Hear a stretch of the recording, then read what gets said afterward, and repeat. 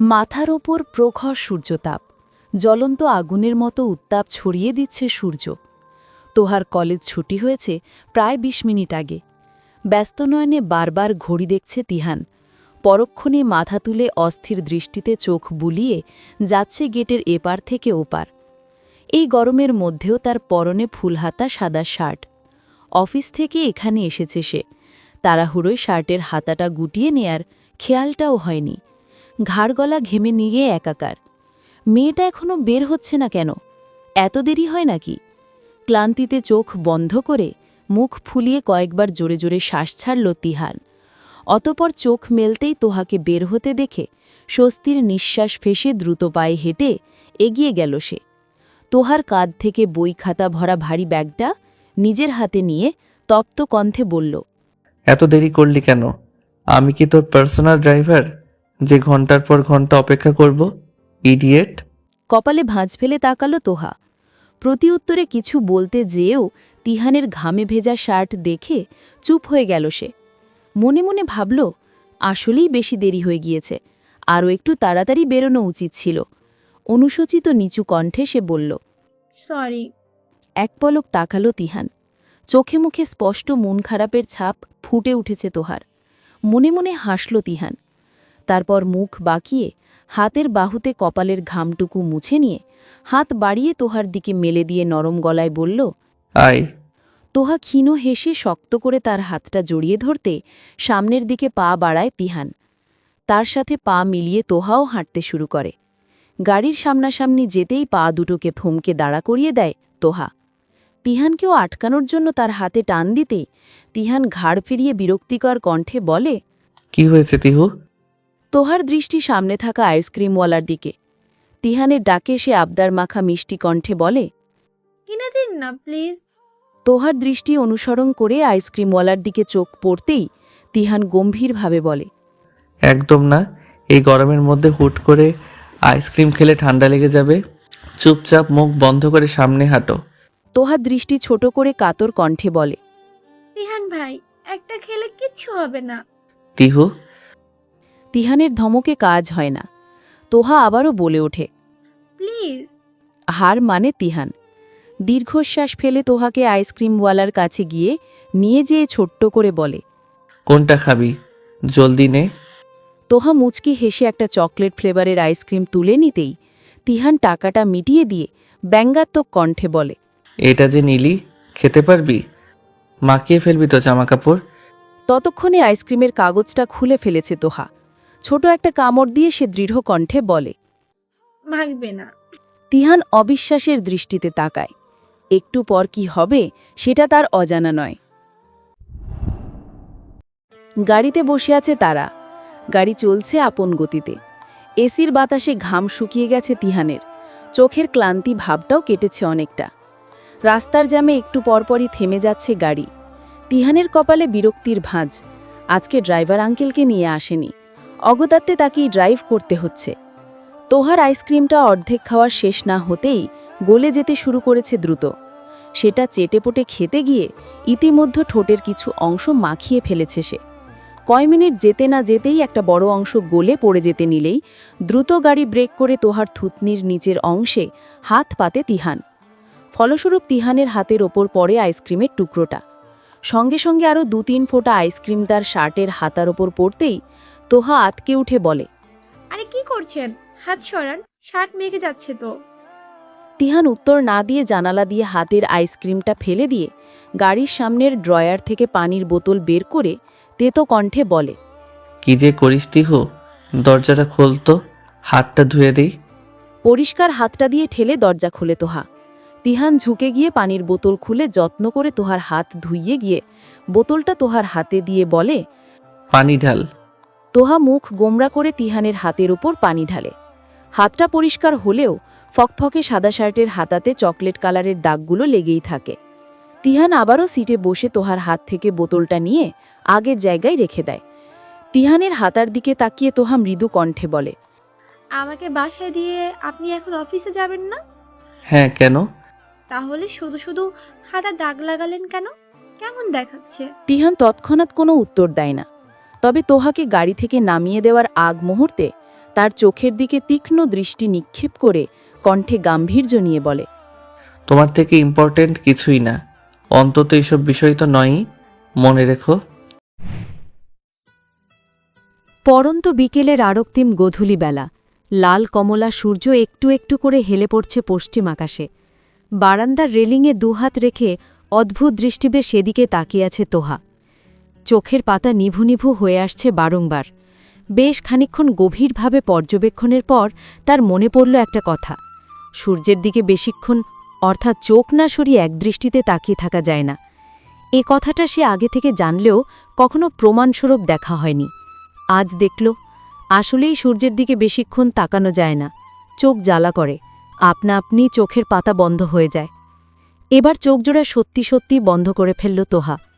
আনমনে ভাবল, তিহান ভাইয়ের চোখের দিকেও তো তাকিয়ে থাকা যায় না, বেশিক্ষণ তো দূর এক পলকও তাকানো যায় না। আচ্ছা, তার চোখ জোড়া কি সূর্যের মতো জ্বলন্ত, নাকি সেই মানুষটাই জ্বলন্ত, ভস্মকারী, যার সংস্পর্শে এলে ভয় হয়, ভরসাপূর্ণ ভয়, যে কিনা কেবল মুখের কথা দিয়েই তার ছোট্ট শরীরের অভ্যন্তরে থাকা রন্ধ্রে রন্ধ্রে শিরায় উপশিরা পর্যন্ত কাঁপুনি ধরিয়ে দিতে পারে। এতটুকু ভাবতেই চোখ মেলে ফেলল তোহা। এলোমেলো, অগোছালো, ফাঁকা ফাঁকা লাগছে মস্তিষ্ক। মাথা নুইয়ে রেলিংটা আরও শক্ত করে চেপে ধরে সে। কানে বাজছে তিহানির তুমি সম্বোধন করা সম্মোহনী কথাগুলো। ভাবে, এই কথাগুলো শুনলে কি আদৌ কোনো কিশোরীর আবেগী মন শান্ত হয়ে থাকতে পারে? উনি কি বোঝে না এই বাক্যগুলো আমাকে প্রচণ্ডভাবে প্রভাবিত করে? ইচ্ছে হয় সকল বাধা নিষেধ উপেক্ষা করে আমি তুমুল গতিতে তার বুকে আছড়ে পড়ি। সন্ধ্যা হয়ে এসছে। পড়া টেবিলে মনোযোগ সহকারে পড়তে বসেছে তোহা। এখন চলছে গরমকাল। মোটামুটি 1 বছর পর আগামী গরমকালে তার উচ্চ মাধ্যমিক। পড়াশোনায় তেমন সিরিয়াসনেস না থাকলেও হেলাফেলাও নেই তার। মোটামুটি মাঝারি সারির শিক্ষার্থী সে। ভালোও নয়, আবার ফেল করার মতো খারাপও নয়। বাড়ি প্রায় ফাঁকা। তুর্য গাছে ঢাকার বাইরে তার কোনো এক ঘনিষ্ঠ বন্ধুর বাড়িতে, তাও আবার একদিনের জন্য নয়, গুনে গুনে 3 দিনের জন্য। বন্ধুর বড় ভাইয়ের বিয়ে, তাকে যেতেই হবে। বন্ধুর মা বাবা পর্যন্ত তাকে ফোন করে বলেছে।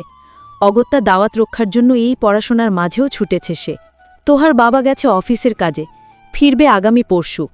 মাঝে মধ্যে অফিসের কাজে এখন ছোটাছুটি করতে হয় তাকে। প্রাইভেট কোম্পানির উচ্চপদস্থ কর্মকর্তা সে, দায়িত্বের বোঝাটাও তাই বেশি। বাসায় শুধু তোহার মা আতিয়া। ঘরের দরজা খুলে রেখেছে তোহা। ড্রয়িং রুমের সোফায় বসে অল্প আওয়াজে টিভি দেখছে আতিয়া। তোহা এখান থেকে তাকে স্পষ্ট দেখতে পারছে। মনটা খারাপ হচ্ছে একটু। আগে নিশার সাথে সারাক্ষণ খুনসুটিতে মেতে থাকত, এখন কেমন একা একা লাগে। তুর্য বরাবরই কম কথা বলে আর পড়াশোনায় ডুবে থাকে, তার সাথে হাসি মজা করার উপায় নেই। ঘড়িতে বাজে 7:30। ড্রয়িং রুমের কোনায় রাখা ল্যান্ডফোন বেজে উঠল। আতিয়া তখন স্থির দৃষ্টিতে মনোযোগের সহিত দেখে নাটক। ল্যান্ডফোনের অবিরাম শব্দে বিক্ত কণ্ঠে সে বলল, তোহা, এসে ফোনটা তোলো। ঘর থেকে তোহার উত্তর এলো না। আতিয়া আবারও গলা বাড়িয়ে ডাকল। তোহা। কোনো সারশব্দে নেই। এবার বিরক্তি নিয়ে পিছে তাকাতেই খেয়াল করল টেবিলে মাথা রেখে গভীর ঘুমে আচ্ছন্ন হয়ে আছে তোহা। উপায় না পেয়ে নিজেই উঠে গেল সে। ফোনটা কানে নিতেই এমন একটি খবর পেল যা শুনে তার অন্তরাত্মা পর্যন্ত কেঁপে উঠল। কথা শেষে খট করে ফোনটা কেটে গেল। চোখে পানি নিয়ে তোহাকে ডাকার জন্য হাত দিয়ে ছুঁয়ে দিতেই তুমুল অস্থিরতায় ছটফট করে উঠল তার মন। গা কাঁপিয়ে জ্বর এসেছে তোহার। ঘুমের মাঝেই মেয়েটা কাঁপছে, ঠোঁট শুকিয়ে কাঠ। গ্রাম থেকে আতিয়ার মা ফোন করেছিল। তার বাবার অবস্থা ভালো না, অনেক দিন যাবতীয় অসুস্থতায় ভুগছিলেন সে। আজ সকাল থেকে নাকি কেমন নির্জীব হয়ে আছেন, শুধু নিজের মেয়েদেরকে দেখতে চাচ্ছেন। কোনো অঘটন ঘটার আগে এখনই তাকে আর আফিয়াকে রওনা হতে বলেছেন তার মা। ছোট মেয়ে অর্থাৎ তোহার ছোট খালা আনিয়াও নাকি একটু আগে খবর শুনেই রওনা দিয়েছে গ্রামের উদ্দেশ্যে। আফিয়া আর আতিয়া মিলে ধরাধরি করে খাটে শুইয়ে দিয়েছে তোহাকে। প্যারাসিটামল খাইয়ে দেওয়া হয়েছে। আতিয়ার কপালে চিন্তার ভাঁজ স্পষ্ট। একদিকে নিজের বাবা আর একদিকে অসুস্থ মেয়ে। কই যাবে সে? বাসায় কেউ নেই যে তোহাকে রেখে যাবে। খালি বাসায় একা একা অসুস্থ মেয়েটা কিভাবে থাকবে? তাছাড়া রান্নাবান্নাও করা নেই। এই জ্বর নিয়ে তোহা রান্না করতে পারবে না। সব দিকেই বিপদ। চোখের পানি ছেড়ে দিয়ে আতিয়ার সিক্ত কণ্ঠে বলল, আপা, তুমি যাও, আমি থাকি। আব্বাকে বইল তোহার জ্বর, তাই আসতে পারি নাই। ধমকে উঠল আফিয়া, বলল, তুই তো জানিস তিয়া, আব্বা সবচেয়ে বেশি আদর তোকেই করে। আর এখনও তোর নামই বলছে বেশিবার। তোর দুলাভাইকে ব্যবস্থা করতে বলে এসেছি। একটু পরেই রওনা দিব আমরা 3 জন। কিন্তু আপা তোহা। তিহান অফিস থেকে আসুক, রান্না নিয়ে সমস্যা নেই। তোহার খাবার তিহান দোকান থেকে কিনে দিবে এই কয়দিন। আর অপেক্ষা কর, জ্বর নেমে যাবে, চিন্তা করিস না। আতিয়া কোনো রকমে চোখের পানি আটকাল। তিহানই তার একমাত্র ভরসার স্থল। ছেলেটাকে সে খুব বেশি বিশ্বাস করে, খুব বেশি। তোহাকে তিহানের দায়িত্বে রেখে যেতে কোনো রকম ভয় নেই তার। তিহান ফিরেছে। বাসায় নিচে ঢুকতে না ঢুকতেই তার ফোন বেজে উঠল। পকেট থেকে ফোনটা বের করে মা লেখা দেখতেই মুখে হাসির রেখা টেনে ফোনটা তুলে কানে লাগাল সে।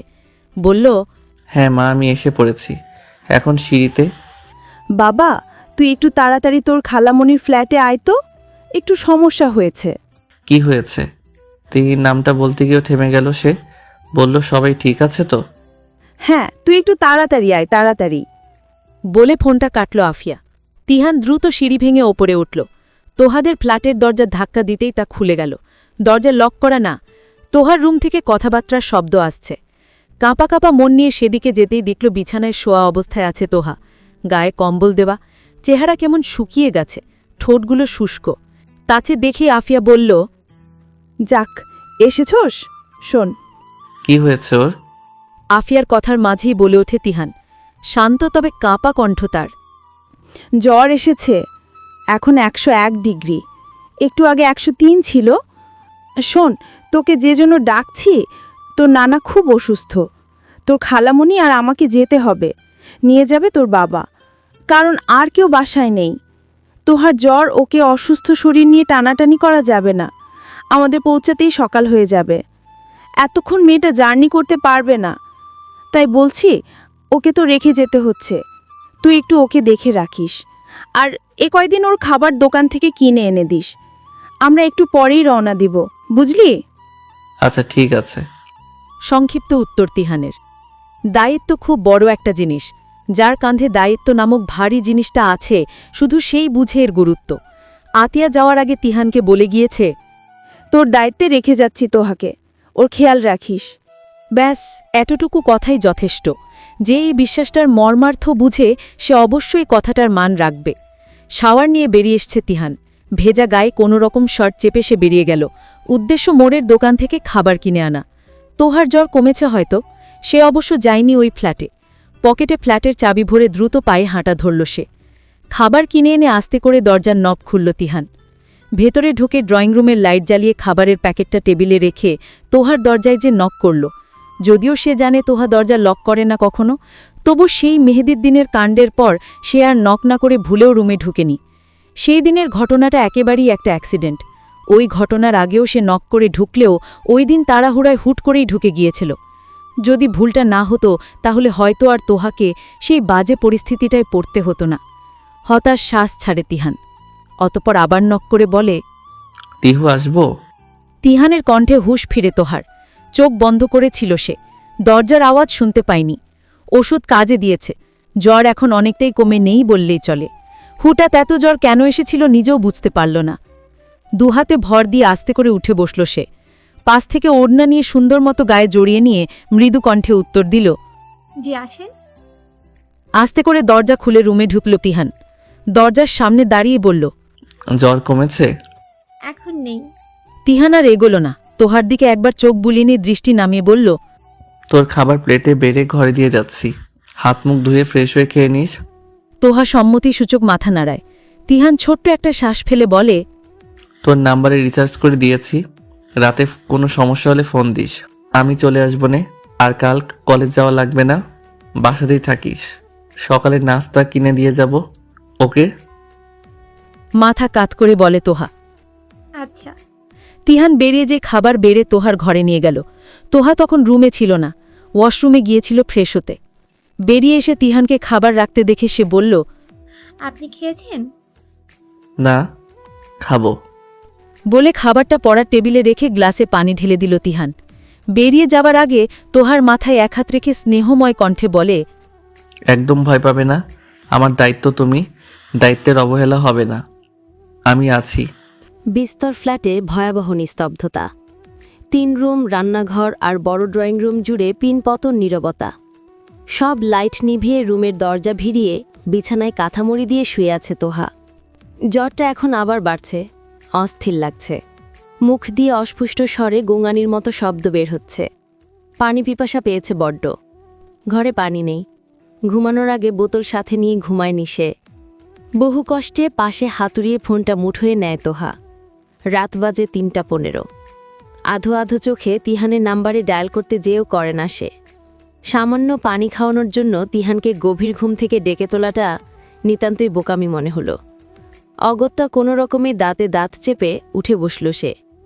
গা ঝাড়া দিয়ে ঘরের লাইট জ্বালিয়ে বেরিয়ে গেল। ড্রয়িং রুম অন্ধকার, তবুও ঘরের আলোয় এখন হালকা আলোকিত। শুকনো ঢোক গিলে দুরু দুরু মন নিয়ে দ্রুত হেঁটে ফ্রিজ থেকে পানির বোতল নিয়ে যেই না সে ঘুরেছে, সঙ্গে সঙ্গে অবচেতন মস্তিষ্ক আর ঘোলাটে দৃষ্টিতে ড্রয়িং রুমের মাঝখানটায় ছায়ার মতো একটা কিছু চোখে পড়ল তার। শরীর জমে গেল সেকেন্ডেই। আকস্মিক ভয়ে হিতাহিত জ্ঞানশূন্য হয়ে পানির বোতলটা ওখানেই ফেলে ছুট লাগাল সে ফ্ল্যাটের দরজার দিকে। দরজার লক খুলে দৌড়ে তিহানদের দরজায় পরপর ৪-৫ বার কলিং বেল বাজালো। সাথে চলল হাতের ঠাস ঠাস বাড়ি আর ভয়ার্ত কণ্ঠের ডাক। তিহান ভাই, দরজা খুলেন। কিছু জরুরি কাজ সেরে খাওয়া দাওয়া করে তখন সবেমাত্র একটু শুয়েছে তিহান। তোহার এহনো ডাকাডাকিতে বুকটা ধরফুরিয়ে গেল তার। উদামগায়ে জামানা জড়িয়েই হনহন করে দরজা খুলল সে। আশেপাশের ফ্ল্যাটের মানুষ এই রাতের বেলা দরজা ধাক্কানোর শব্দ শুনলে তিলকে তাল বানিয়ে ছাড়বে। দরজা মাত্র খুলতে না খুলতেই তার উপর এক প্রকার হামলে পড়ল তোহা। এক হাত কাঁধে, আরেক হাতে পিঠ জড়িয়ে তিহানের বাহুতে কপাল ঠেকাল সে। একটু অপ্রস্তুত হয়ে পড়ে তিহান। তোহাকে হঠাৎই এতটা কাছে আসা করেনি সে। চোখ বন্ধ করে জোরে একটা শ্বাস নিয়ে নিজেকে সামলাল তিহান। অতপর তোহার চুলের ভাঁজে আঙ্গুল ডুবিয়ে শান্ত স্থির কণ্ঠে বলল, জ্বর তো আবার বেড়েছে তোর, ফোন দিসনি কেন? ভয়ে থরথর করে কাঁপছে তোহা। একে তো জ্বর, তার উপর এরকম আকস্মিক ভয়ে হৃৎস্পন্দন প্রবল হারে বেড়ে গেছে তার। তোহাকে সহই একটু পিছিয়ে গিয়ে দরজাটা আটকে দিল তিহান। এই অবস্থায় তাদের কেউ দেখে ফেললে ব্যাপারটা খুবই বাজে দেখাবে। তোহা চুপটি করে তিহানের বাহুতে মুখ লুকিয়ে রেখেছে। মাথার হাত বুলানোটা ধীরে ধীরে তার ঊর্ধ্বগতিতে দৌড়ানো হৃৎস্পন্দনটাকে নিজস্ব গতিতে ফিরিয়ে আনছে। খানিক বাদ একটু শিথিল হল সে। কাঁপুনি কমে আসতেই তিহান স্নেহময় কণ্ঠে আস্তে করে বলে, ভয় পেয়েছিস কেন? কিছুক্ষণ নীরবতা। তারপর তোহা বলল, ছায়ার মতো কি যেন একটা। এখনও ভীত কণ্ঠ তার। নিঃশব্দে হুট করে হেসে ফেলে তিহান। কণ্ঠে হাসির রেশ টেনে বলে, ওটা তোর মনের ভুল, এমন কিছু নেই। বিশ্বাস করুন, আমি সত্যি দেখেছি। আচ্ছা ঠিক আছে, বিশ্বাস করলাম, এখন ছাড়, রাত হয়েছে অনেক। তোহা সাথে সাথে তাকে ছেড়ে দাঁড়ালো ঠিকই, তবে পরমুহূর্তেই বলে উঠল, আমি যাব না ওখানে। তিহান উত্তর দিল না। ছোট্ট করে শ্বাস ফেলে ঘর থেকে টি শার্ট গায়ে দিয়ে এসে তোহার হাত টেনে বলল, পাগলামো করিস না তিহ, আমার সাথে আয়। কিছু নেই ওখানে, আমি বলছি তো। অনিচ্ছা সত্ত্বেও সেদিকে পা বাড়াল তোহা। তার অস্থির মণিজোড়া বারবার এদিক ওদিক ছুটে বেড়াচ্ছে। ফ্ল্যাটে ঢুকতেই চুপসে গিয়ে তিহানের হাত ঘেঁষে দাঁড়াল সে। ঠোঁট কামড়ে নিজেকে সংযত করল তিহান। ড্রয়িং রুমের লাইট জ্বালিয়ে তোহাকে আশ্বস্ত করে বলল, বলেছি না কিছুই নেই, কেবলই তোর মনের ভুল। ফ্ল্যাটে একা তো, একটু এমন হতেই পারে, ভয় পাস না। তোহা প্রত্যুত্তরে কিছু বলল না। বারো কয়েক পিটপিট করে সারা ড্রয়িং রুমে চোখ বুলাতেই তিহান বলল, এখানে এসেছিলি কেন? তেষ্টা পেয়েছিল, পানি নিতে এসেছিলাম। ঘরে পানি ছিল না? আর না থাকলেও কি আমাকে ফোন করতি? এইটুকুর জন্য আপনাকে বিরক্ত করব? সেই তো আমার কাছেই গেলি। বিড়বিড় করে কথাটা বলে তোহাকে রুমে নিয়ে বিছানায় বসালো তিহান। টেবিলের ওপর থেকে প্যারাসিটামলের পাতাটা থেকে একটা ওষুধ বের করে বাইরে থেকে পানি নিয়ে আসলো। তোহার মুখে ওষুধটা দিয়ে পানি খাইয়ে দিতে দিতে ধীরস্থির কণ্ঠে বলল, তোমার উপর কখনো বিরক্ত হতে পারি না আমি। কথাটা শুনতেই পানি মুখে একটু কেসে উঠল তোহা। তাড়াহুড়ো করে পানিটা গিলে নিয়ে দৃষ্টি নামিয়ে ফ্লোরের দিকে চেয়ে রইল সে। তিহান হালকা হেসে তার মাথায় সস্নেহে হাত বুলিয়ে বলল, ঘুমিয়ে পড়ো, এভাবে জেগে থাকলে আরো অসুস্থ অসুস্থ লাগবে। বলে তিহান দরজার কাছে যেতেই তোহা দ্বিধাগ্রস্ত কণ্ঠে বলে উঠল, আপনি এখানেই থাকেন না প্লিজ। তিহান থামে। তোহার দিকে তাকিয়ে শক্ত কণ্ঠে রূঢ়ভাবে বলে, তুই কি বুঝতে পারছিস তুই কি বলছিস? এতটা অবস্থা থাকার বয়স তো তোর নয়। তিহানের কথার মানে বুঝে আসতেই বিচলিত হয়ে পড়ে তোহা। তাড়াহুড়ো করে বলে, না না, এখানে নয়। আসলে আমি বলতে যাচ্ছি, আপনি পাশের রুমেই থাকেন। আজকের রাতটা একা ফ্ল্যাটে আমি থাকতে পারবো না, প্লিজ। কিছুক্ষণ হাতের 2 আঙ্গুল দিয়ে কপাল ঘষল তিহান। অতপর তোহার মিনতি ভরা চেহারার দিকে তাকিয়ে বলল, আচ্ছা, আমি তুর্যর রুমে আছি, দরজা খোলাই রাখবো, আর ভয় লাগলে বা কিছু হলে আস্তে ধীরে রাখবি, চেঁচামেচি করবি না একদম। মুখ লাটকালো তোহা। তিহান তাকে ইশারা করতেই গায়ে কাঁথা টেনে শুয়ে পড়ল সে। লাইট নিভিয়ে দিয়ে বের হবার আগে তিহান গম্ভীর স্বরে ডাকল, শোন, জি। ঘাড় উঁচু করে বলল তোহা। চাইলে দরজাটা ভেতর থেকে আটকে ঘুমাস। বলেই তোহার উত্তরের জন্য অপেক্ষা করতেই তোহা বলল, প্রয়োজন নেই। বলে আবারও আগের মতো শুয়ে পড়ল সে। তিহান মুচকি হাসল। মনের মাঝেই সমুদ্রের ঢেউয়ের মতো বাড়ি খেতে লাগল প্রশান্তির অনুভূতিগুলো। কারো এতটা বিশ্বাস অর্জন করা সহজ কথা নয়। সকালে ঘুম ভাঙতেই 2 হাতে মাথা চেপে উঠে বসল তোহা। এখন একটু ভালো লাগছে, তবে মাথাটা ভার ভার লাগছে। 2 হাত মেলে আড়মোড়া ভেঙে রুম থেকে বেরিয়ে তুর্যর রুমে উকি দিল সে। কিন্তু মা, তিহান তো নেই রুমে। তবে বিছানার কুচকানো চাদরটা দেখেই সে বুঝল রাতে তিহান এখানেই শুয়েছিল। ঘড়ির দিকে চোখ পড়লে হঠাৎই আতকে উঠল সে। প্রায় দুপুর 12টা বাজতে চলল। দ্রুত পায়ে ড্রয়িং রুমে যেতেই টেবিলের উপর নাস্তার প্লেট চোখে পড়তেই আরও একটু অবাক হল সে। ধীর পায়ে রুমে যেতেই ফোন বাজলে দ্রুত সেটা রিসিভ করতেই তিহানের কণ্ঠ ভেসে আসলো। ঘুম থেকে উঠিসনি এখনো? উঠেছি। এখনই উঠেছিস তাই না? কি করে বুঝলেন? তোর কণ্ঠ শুনে। কি বললেন? বুঝিনি। তিহান প্রসঙ্গ এড়িয়ে বলে, আমি অফিসে, ফ্ল্যাটেই থাকিস, বের হবি না একদম। শুধু দুপুরবেলা খাবার দিয়ে যাবে একজন, তখন দরজা খুলবি। তাছাড়া যেই আসুক না কেন, রাতে আমি ফিরা না পর্যন্ত দরজা খুলবি না, বুঝেছিস? বুঝেছি। আপনার কি দেরি হবে ফিরতে? হতে পারে, বলতে পারছি না। নীরস কণ্ঠে বলে তিহান। অফিসে অনেক কাজের চাপ, নয়তো কখনোই তোহাকে একা রেখে আসত না সে। নেহাতেই চাপে পড়ে আসতে হয়েছে। রাতের বেলা সব কাজ শেষে বারান্দায় মোড়ায় বসে গিটার নিয়ে টুং টাং শব্দ করছে তিহান। হঠাৎ পাশের বারান্দায় চোখ পড়তেই তোহাকে সেখানে দেখে সে উচ্চস্বরে ডাকল, তিহু, এখানে আয় তো। জি। শুনতে পাস না এই বারান্দায় আসতে বলেছি? ফ্ল্যাটের চাবি আছে না তোর কাছে? তিহানের গিটারের দিকে কিছুক্ষণ তাকিয়ে থাকে তোহা। তারপর বলে, ওখানে এসে কি করব? আসতে বলেছি মানে আসবি ফার্স্ট। তিহানের ধমকে মুখ গোমড়া করে কিছুক্ষণ বাদেই সেখানে উপস্থিত হয় তোহা। তিহান মুচকি হেসে পা দিয়ে ঠেলে তার পাশের মোড়াটা একদম মুখ বরাবর রেখে বলে, বস। তোহা বসে না। মিনমিনে কণ্ঠে বলে, আমার ঘুম পাচ্ছে, আমি ঘুমাবো। তিহান তাকে হাত ধরে টেনে বসিয়ে চোখে চোখ রেখে মোহনীয় কণ্ঠে বলে, একদম মিথ্যা বলার চেষ্টা করবে না আমার সাথে। ভুলে যাচ্ছ বোধহয়, তোমাকে তোমার থেকেও বেশি আমি চিনি। বলে আরও কিছুক্ষণ গিটারে উল্টোপাল্টা সুর তুলে তিহান। তোহা আটসাট হয়ে বসে আছে, তার চোখে মুখে অস্থির অশান্ত ভাব। তিহান হেসে তোহার দিকে চেয়ে ঠোঁটে ক্ষীণ হাসি রেখা টেনে গান ধরে, हम तेरे बिन अब रह नहीं सकते, तेरे बिना क्या वजूद मेरा, तुझसे जुदा कर हो जाएंगे तो खुद से भी हो जाएंगे जुदा, क्योंकि तुम ही हो, अब तुम ही हो, जिंदगी अब तुम ही हो, चैन भी मेरा दर्द भी मेरी आशिकी अब तुम ही हो। বারান্দায় নতুন লাগানো ফুল গাছের ছোট্ট টবের উপর একটা প্রজাপতি বসেছে। টবটা ঝুলন্ত অবস্থায় থাকায় দক্ষিণা হাওয়ার ধাক্কায় একটু আধটু দুলছে। তোহার মাধুর্যে ভরা দৃষ্টি আটকে রয়েছে প্রজাপতির রঙিন পাখা দুটোর উপর। নিঃশব্দে 1 পা 2 পা করে এগিয়ে দরজা ঘেঁষে দাঁড়াল সে।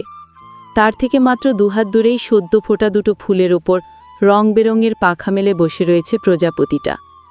তোহা একটু হাসল। নামমাত্র দূরত্ব হওয়া সত্ত্বেও প্রজাপতিটাকে ছুঁয়ে দিতে ভয়।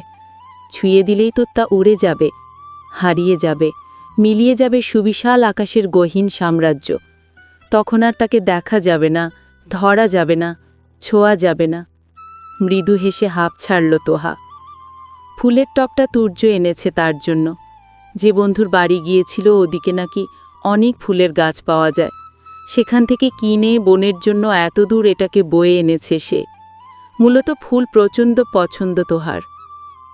মনটা আজকে ফুরফুরে। দুপুরে নিশা আসবে তার জামাই সহ। তাছাড়া সাইফ, নুহাস আর স্বর্ণালীও আসবে। থাকবে 2 দিন। বিয়ের পরেই প্রথম আসা নিশার। আরও আগেই আসত, তবে নানার অসুস্থতার খবর শুনে আর আসেনি, কারণ বাসায় তোহা ছাড়া আর কেউই ছিল না। এসে কি করত? তবে এখন সমস্যা নেই। 2 দিন আগেই তার মা, খালামণি ফিরে এসেছে। নানা এখন অনেকটাই সুস্থ। বিকেল প্রায় 4টা বাজে। হাসি তামাশার প্রবল আনন্দে মেতে উঠেছে তোহার ঘর। দুপুরের খাওয়া শেষে সবাই বসেছে আড্ডা দিতে। হাস্যোজ্জ্বল কণ্ঠগুলো যেন অনুভূতিদের স্বতঃস্ফূর্ত মিলন মেলা। নিশার বর সৌহার্দ্য মির্জা অত্যন্ত মিশুক স্বভাবের একজন সুপুরুষ। সবার থেকে বয়সে প্রায় অনেকটা বড় হওয়ার সত্ত্বেও সবার সাথে মিলেমিশে কোনো অস্বস্তি ছাড়াই আড্ডা দিচ্ছে সে। খাটে জায়গা না হয় পাশে একটা চেয়ার টেনে 2 পা ভাঁজ করে তুলে বসে আছে তোহা। মুখে নজর কাড়া হাসি টেনে সবার সাথে গল্পে মশগুল সে। হাসাহাসির মাঝেই চুলে হাত চালাতে চালাতে রুমে প্রবেশ করে তিহান। সবার দৃষ্টি আচমকা তার দিকে পড়তেই চমৎকার করে হেসে শার্টের হাতা গুটাতে গুটাতে সে বলে, আমাকে ছাড়াই আড্ডা দিচ্ছ সবগুলা? কথাটা বলে সৌহার্দ্যর দিকে চোখ পড়তেই তোহাকে পাশ কাটিয়ে এগিয়ে গিয়ে হাত বাড়িয়ে সে বলল, আরে দুলাভাই যে, কেমন আছেন? সৌহার্দ্য হাসল, হাতে হাত মিলিয়ে বলল, আছি ভালোই, তুমি কেমন আছো? এই তো আছি। তো কি নিয়ে এত হাসাহাসি হচ্ছিল? বলে বসার জন্য আশেপাশে তাকায় তিহান। প্রায় সাথে সাথেই চেয়ার ছেড়ে উঠে দাঁড়ায় তোহা। একটু সরে দাঁড়িয়ে তিহানের দিকে চেয়ারটা এগিয়ে দিয়ে চাপা স্বরে বলে, বসুন। তিহান তোহার দিকে না তাকিয়ে চেয়ার টেনে বসে পড়ল। মুখের হাসি ততক্ষণে সরে গেছে তোহার। চুপটি করে চেয়ারের পাশ ঘেঁষে দাঁড়ালো সে। সৌহার্দ্য একবার আশেপাশে চোখ বুলালো। স্বর্ণালী, তোহা, এমনকি নিশাও একটু চুপসে গেছে। সৌহার্দ্য মুচকি হেসে বলল, এদেরকে খুব বেশি টাইটে রাখো বুঝি? তোমাকে দেখেই সবকটা ভিজা বিড়াল হয়ে গেল। উত্তরে তিহান শুধুমাত্র হাসল, হৃদয় কাঁপিয়ে দেওয়া হাসি। সেদিকে তাকিয়ে একটুখানি থমকালো তোহা। বাম হাত দিয়ে তিহানের চেয়ারের পিঠ ঠেকানোর উপরের অংশটা আরও একটু খামচে ধরল সে। নিশা তেতে উঠে বলল, আমরা মোটেও ভিজা বেড়াল নই। তিহান ভাইয়াকে আমরা যথেষ্ট সম্মান করি, বুঝলে? সেজন্য ওনাকে কথা বলার সুযোগ করে দেওয়ার জন্যই আমরা চুপ হইলাম। তিহান ভ্রু উঁচিয়ে বলল, তাই না কিরে? তুই চুপ না করলে তো আমি কথাই বলতে পারতাম না। বড় উপকার করলি রে নিশা, অনেক বড় উপকার করলি। তিহানের কথায় অপদস্থ হয়ে চুপ করে গেল নিশা। তবে নিশা ছাড়া সবাই সমস্বরে হেসে উঠল। খানিক বাদেই তিহানের চোখ গেল বিছানার কোণে সাইফ, নুহাসের সাথে বসে থাকা সুদর্শন ছেলেটার উপর। উনি কে? আমি ভাবির দেবর, অনন্ত। তোমাকে তো দেখিনি বিয়েতে।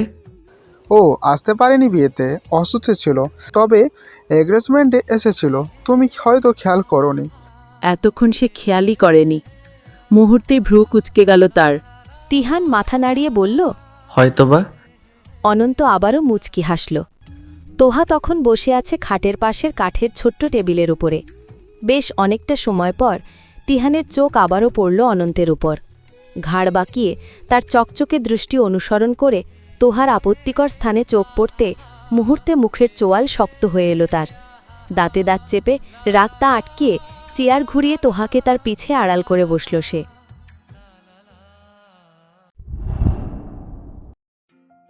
আকাশি রঙের একটা হ্যান্ডপ্রিন্টের সুতি শাড়ি পরেছে তোহা। আকাশি রঙের মধ্যে সাদা মেঘের মতো সাদা রঙের রংতুলির ছোঁয়া দিয়ে খুব যত্নে তৈরি করা হয়েছে শাড়িটা। গত বছর বৈশাখের সময় মেলা থেকে শখ করে কিনেছিল, তবে আজ পর্যন্ত পরার সুযোগ হয়নি, আজকে সুযোগ পেয়েই পরে ফেলেছে। সাদা রঙের ব্লাউজের সাথে গলায় ছোট্ট একটা সাদা পাথরের লকেটটা একদম ফুটে উঠেছে। চুলে খোঁপা করে সামনে থেকে কিছু চুল বের করে নিল তোহা।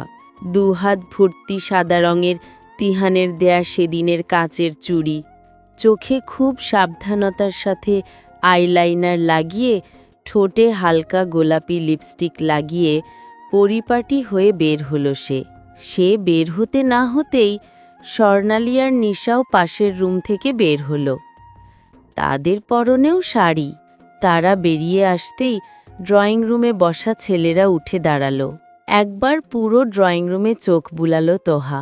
তিহানকে দেখা যাচ্ছে না কোথাও। সবাই মিলে রেস্টুরেন্টে যাবে তারা। সৌহার্দ্যর পক্ষ থেকে বিয়ের পর প্রথম ট্রিট। বিকেল তখন 5:17 বাজে। এখনও রোদ আছে আশেপাশে, আলোয় ঝলমলে চারিপাশ। এক হাতে শাড়ির কুচি ধরে মাথা নিচু করে সিঁড়ি দিয়ে নামছে তোহা। তার আগে আগে নিশার স্বর্ণালী। হঠাৎ পিছে কারো অস্তিত্ব অনুভব করতেই একটু থেমে ঘাড় ঘুরালো সে। ধবধবে সাদা পাঞ্জাবিতে তিহানকে দেখে এক মুহূর্ত পলকহীনভাবে চেয়ে থেকে একটু সাইড দিয়ে বলল, আপনি আগে যান। তিহান কিছুক্ষণ তোহাতে আপাদমস্তক দেখে নিয়ে মুখ এগিয়ে এনে বলল, আমি আগে গেলে তোমাকে সামলাবে কে? ধীরে সুস্থে শাড়ি সামলে নামো। কথাটা কানে যেতেই চকিত দৃষ্টিতে সামনে তাকালো তোহা। নিশারা শুনলে কি একটা লজ্জায় পড়বে সে?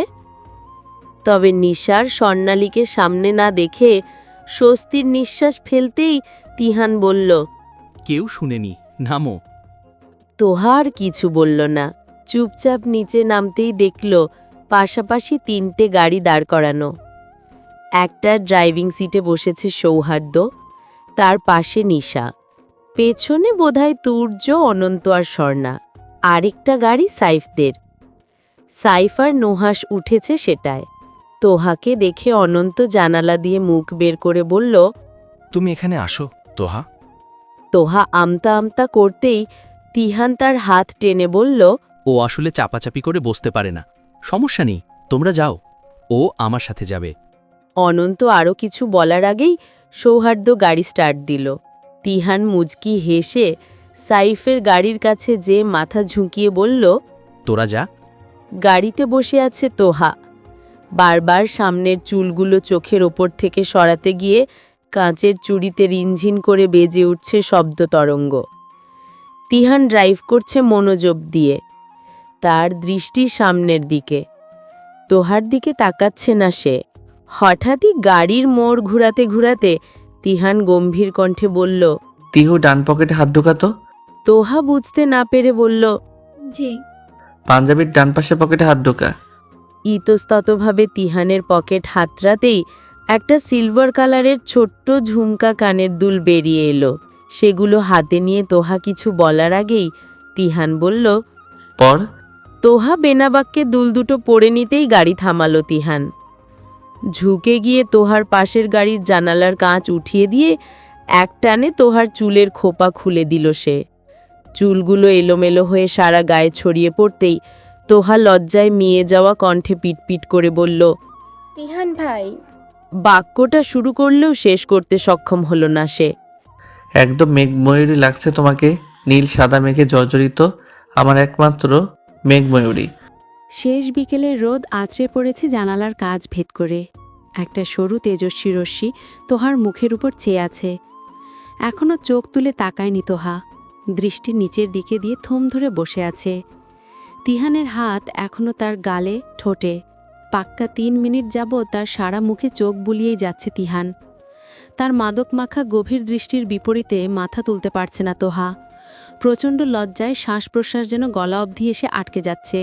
তিহানের হাতের বৃদ্ধাঙ্গুল হালকা করে তোহার ঠোঁটে স্লাইড করে শেষমেশ ঠোঁটের কোনায় যেতেই তোহা মিনমিনে কণ্ঠে বলল, দেরি হয়ে যাচ্ছে। তিহান হাসল।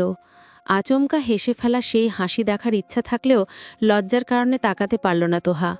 তিহান গাল থেকে হাত সরিয়ে নিলে তোহা মুখের উপর আসা চুলগুলো কানের পিছে গোজার জন্য হাত উঠাতেই তিহান নিজেই তা গুজে দিয়ে সরে গিয়ে সিটে বসল। তোহার মুখে এখনও লজ্জাভাব স্পষ্ট। গাড়ি স্টার্ট দিল তিহান। হাতের মুঠোয় থাকা খোপার কাঁটাটা তোহার দিকে এগিয়ে দিয়ে বলল, চুল বেঁধে জানালাটা খুলে দে। তোহা একবার তাকিয়ে কাঁটাটা দিয়ে পুনরায় খোপা করতে করতে বলল। চুলগুলো শুধু শুধু খুললেন কেন? তার কথার প্রেক্ষিতে কোনো কথা বলল না তিহান, বরং কণ্ঠে অস্থির অস্থির ভাব নিয়ে বলল, জানালার কাজটা নামা তিহু, প্রচুর গরম লাগছে। তোহা বিরক্তি নিয়ে খোপা আটকে জানালাটা খুলতে খুলতে বলল, এসি ছাড়লেই তো পারেন। এসির কৃত্রিম ঠান্ডায় কাজ হবে না, প্রকৃতির অকৃত্রিম তাজা বাতাস লাগবে। তোহা পাল্টা জবাব দিল না। গাড়ি চলছে তুমুল গতিতে। গাড়ির গতির সাথে পাল্লা দিয়ে হোঁ হোঁ করে ঠান্ডা বাতাস ছুঁয়ে দিচ্ছে তাদেরকে। জানালায় মাথা ঠেকিয়ে আকাশের দিকে চেয়ে রইল তোহা। যদিও এই দিকটায় আকাশ ততটা দেখা যাচ্ছে না। রাস্তার দুপাশে সারি সারি গাছ, তাদের ছড়ানো ছিটানো ডালপালা দিয়েই আকাশটা আড়াল হয়ে রয়েছে। মাঝে মধ্যে একটু আধটু রৌদ্রোজ্জ্বল মেঘ উকি দিচ্ছে গাছের ফাঁক ফোকর দিয়ে। এক দৃষ্টিতে তাকিয়ে থাকতে থাকতে খানিকটা আচ্ছন্ন হয়ে পড়ে তোহা। আকাশের দিকে চেয়ে আনমনেই তিহানকে প্রশ্ন করে, আচ্ছা, মেঘময়ূরী মানে কি? ঘাড় বাঁকিয়ে একবার তোহাকে দেখে নিল তিহান। তারপর শান্ত শীতল স্নিগ্ধ কণ্ঠে বলল, মেঘময়ূরী মানে তুমি মেঘময়ূরী। আহা, বলুন না, এর অর্থ কি? অধৈর্য কৌতূহলী শোনায় তোহার কণ্ঠ। তিহান আবারও হেসে ফেলে। গাড়ির গতি কমিয়ে তোহার দিকে চেয়ে বলতে থাকে, মেঘময়ূরী হচ্ছে মেঘের রাজ্য বিরাজ করা এক অনন্য ময়ূরপরী, যার সর্বাঙ্গে ছেয়ে আছে ঘোর লাগা সৌন্দর্য, যার দিকে তাকালে চোখ ধাঁধিয়ে যায়, দৃষ্টি ফেরানো দেয়। আমি হলাম সেই মেঘ, আর তুমি হচ্ছে আমার রাজ্য বিরাজ করা সেই অতি সুন্দরী রমণী, বুঝলে? প্রত্যুত্তর না করে চোখ বন্ধ করে ফেলল তোহা। হঠাৎ এমন ঘুম ঘুম পাচ্ছে কেন? অতি শান্তিতে কি সব মানুষের ঘুম আসে, নাকি শুধু তারই? তাদের গাড়ি থামার পরে বাকিদের দুটো গাড়ি পিছনে থামে, সুতরাং তারাই আগে পৌঁছেছে। তিহান ব্যস্ত হাতে নিজের সিট বেল্ট খুলে তোহার সিট বেল্ট খুলে দিতে দিতে ঝাড়ি দিয়ে বলে, আমরাই সবার আগে পৌঁছেছি, অযথাই দেরি হবে করে মাথা খাচ্ছিলে আমার। তোহা ভ্রু কুচকে তাকায়, প্রতিবাদী স্বরে বলে, আমি একবারেই বলেছি, তাতে আপনার মাথা খাওয়া হয়ে গেল? হ্যাঁ হয়ে গেল। বলে তোহার পাশের দরজা খুলে দেয় তিহান। বলে, না, আমি গাড়ি পার্ক করে আসছি। তোহা নামতেই পেছন থেকে এগিয়ে আসে সবাই। তার দিকে চোখ বুলিয়ে সর্বপ্রথম অনন্ত জিজ্ঞেস করে, তোহা, আসার সময় তো তোমার কানে দুল দেখলাম না, এখন কোথা থেকে এলো? তার সাথে সাথে নিশাও ভ্রুকুচকে সন্ধিয়ান কণ্ঠে বলে, তাই তো, তোর তো এমন দুলো নাই। বিপাকে পড়ে যায় তোহা। তাদেরকে তো আর বলতে পারবে না এটা যে তিহান দিয়েছে। কিছুক্ষণ আমতা আমতা করে সে বলে, আসলে এটা মার্কেটের সামনে জ্যামে আটকে ছিল গাড়ি থেকেই পাশের দোকানে দুলটা চোখে পড়তেই কেনার জন্য জেদ করছিল, তাই বাধ্য হয়ে কিনে দিলাম। তোর বোন তো আবার কিছু না দিলে কান্নাকাটি শুরু করে দেয়, জানিসই তো। পেছন থেকে এসে কথাটা বলে বিদ্রুপাত্মক হাসল তিহান। নিশাও তার সাথে হাসে বলল, সে তো ছোটবেলায় কাঁদতো তিহান ভাই, এখন তো বড় হয়েছে, আপনি না কিনে দিলেও পারতেন, শুধু শুধু টাকা নষ্ট। খানিকটা তাচ্ছিল মেশানো স্বরে বলল অনন্ত। আমি হলে তো ওকে ওখানে সবকটা কানের দুল কিনে দিতাম, আপনি তো মাত্র একটা কিনে দিয়েছেন।